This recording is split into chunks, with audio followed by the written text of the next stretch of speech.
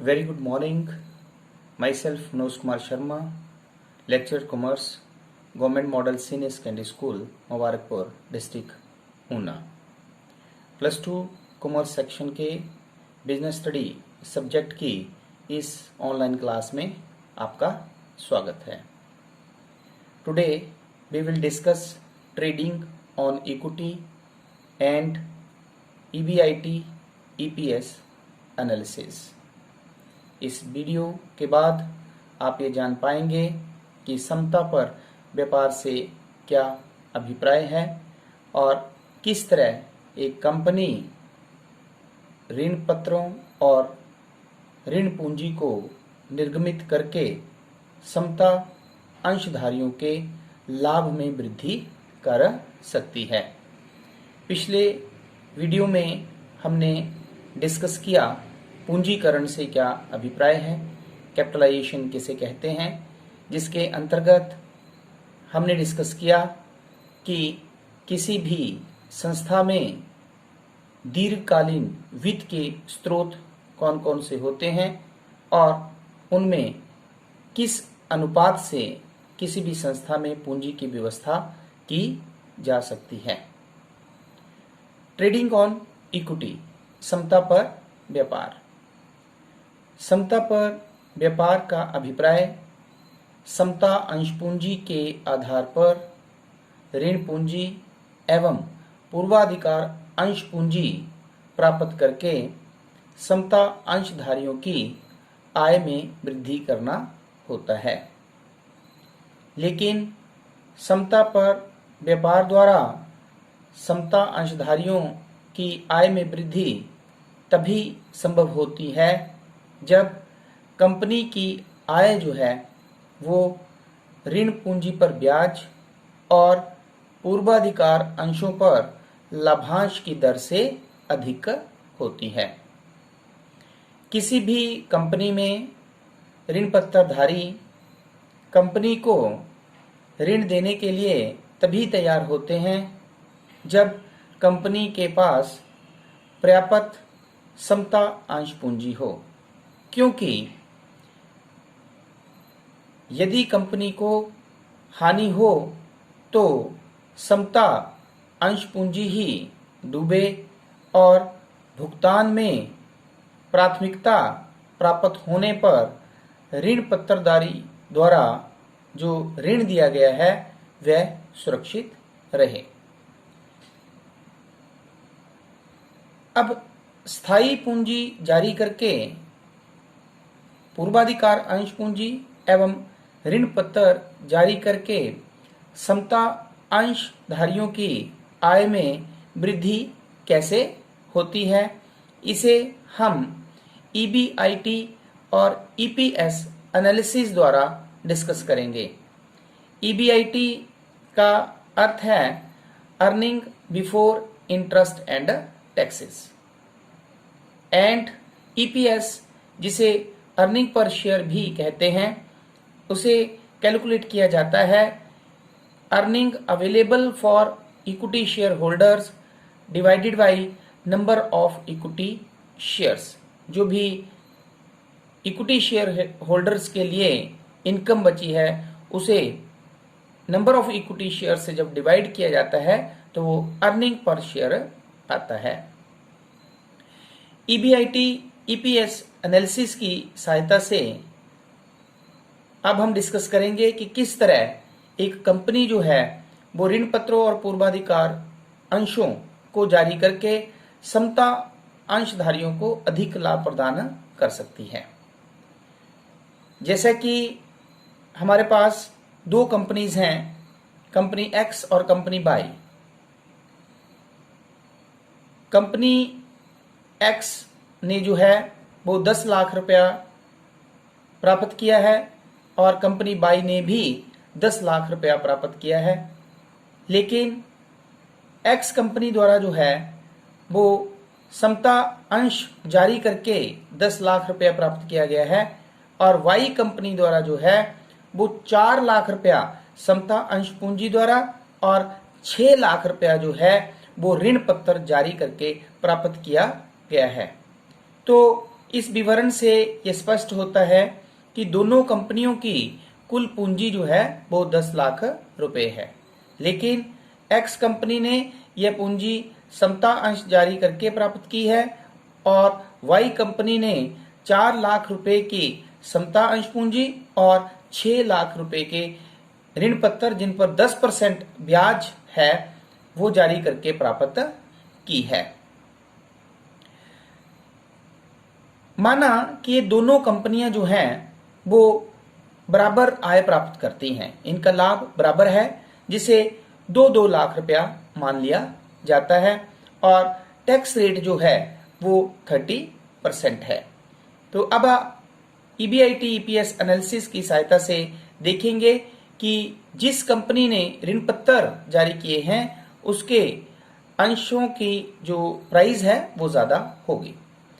जैसा कि आप देख सकते हैं कि एक्स कंपनी की इनकम भी 2 लाख रुपए है और वाई कंपनी की इनकम भी 2 लाख रुपए है और ब्याज के रूप में ऋण पत्रों पर 10% ब्याज है, तो उसे क्योंकि एक्स कंपनी ने ऋण पत्र जारी नहीं किए हैं तो वाई कंपनी ने ऋण पत्र जारी किए हैं, तो आपके पास जो है वो 6 लाख रुपए पे 10% इंटरेस्ट जो हुआ वो 60,000 रुपया हुआ।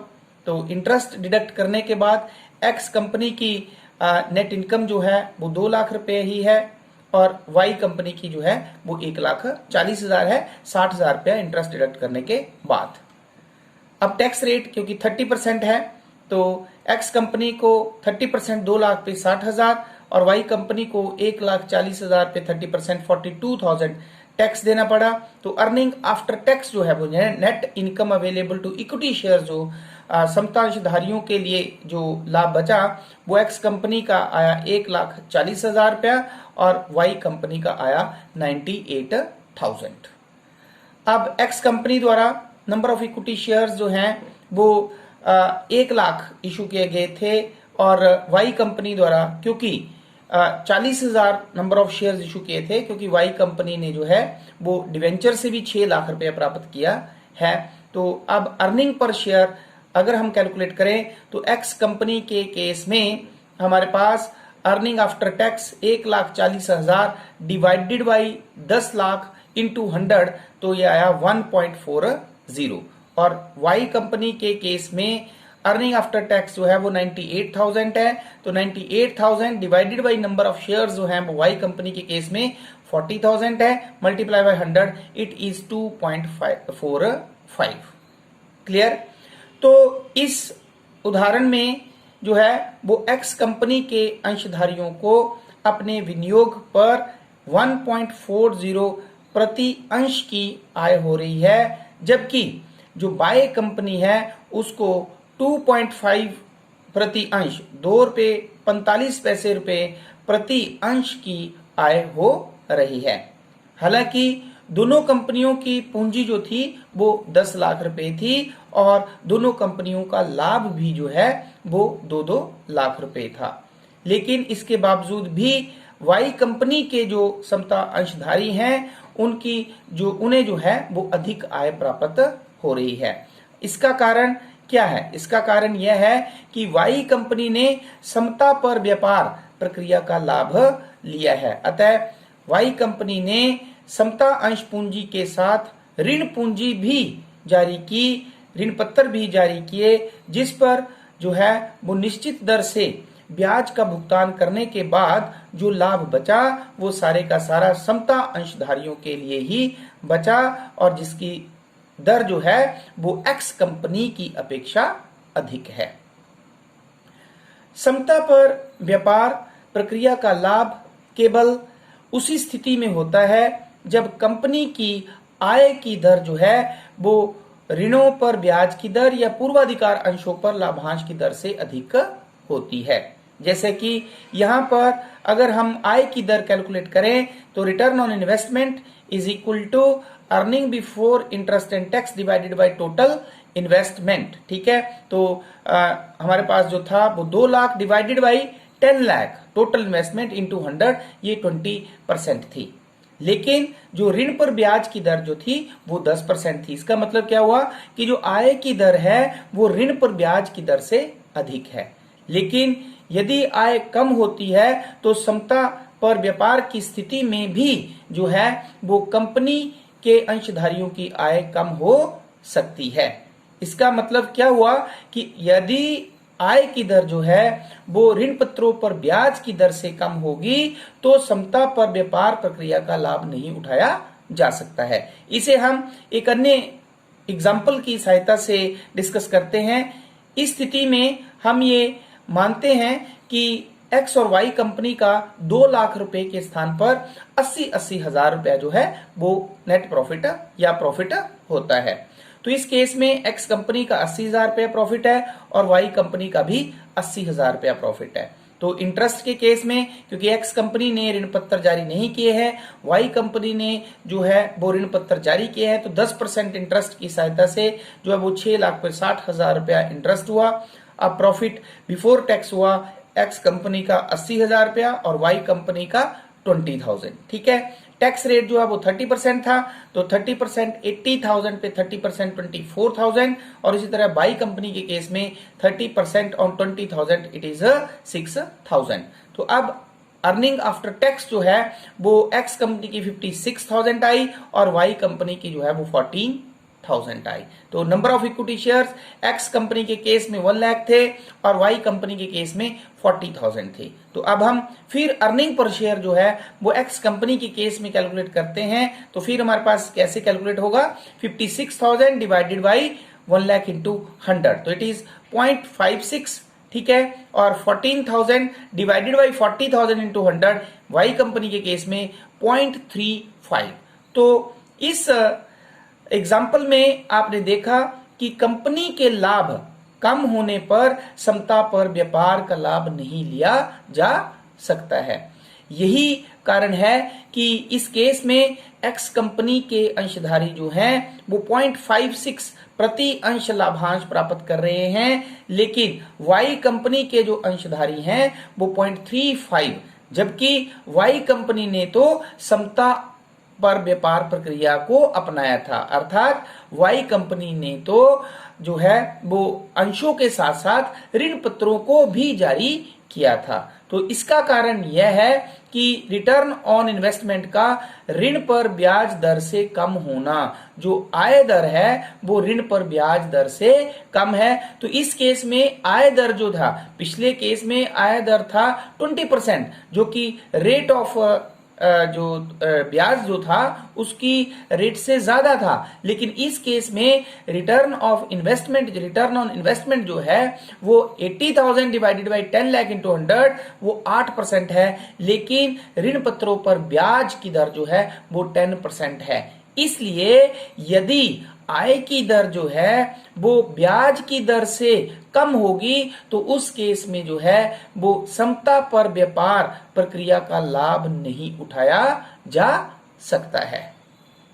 तो ट्रेडिंग ऑन इक्विटी समता पर पूंजी प्रक्रिया का लाभ तभी उठाया जा सकता है यदि किसी कंपनी को अधिक लाभ हो रहा हो और वह लाभ जो है वो ऋण पूंजी व पूर्वाधिकार अंश पूंजी का प्रयोग करके जो है वो समता अंशधारियों की आय को बढ़ाया जा सकता है।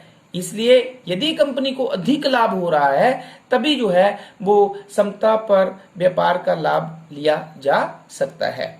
ठीक है, समता पर व्यापार की कुछ लिमिटेशंस, ड्रॉबैक्स क्या है कि इस प्रक्रिया का प्रयोग तभी किया जा सकता है यदि कंपनी की आय निरंतर हो, लगातार कंपनी की आय बढ़ रही हो। और नंबर 2 है कि जब कंपनी की आय जो है वो ऋण पर ब्याज की दर और पूर्वाधिकार अंशों पर लाभांश दर से अधिक होती है। और यह तभी पॉसिबल है जब कंपनी के पास ऋण पत्रों को प्रतिभूतियों के रूप में देने के लिए जो है वो स्थायी संपत्तियां हों। तो इस तरह आज के वीडियो में हमने डिस्कस किया कि समता पर व्यापार किसे कहते हैं और EBIT EPS एनालिसिस की सहायता से हमने देखा कि किन परिस्थितियों में जो है वो समता पर व्यापार प्रक्रिया का लाभ उठाया जा सकता है। तो आई होप कि ये कंसेप्ट आपको अच्छी तरह से अंडरस्टैंड हो गया होगा। Thank you very much.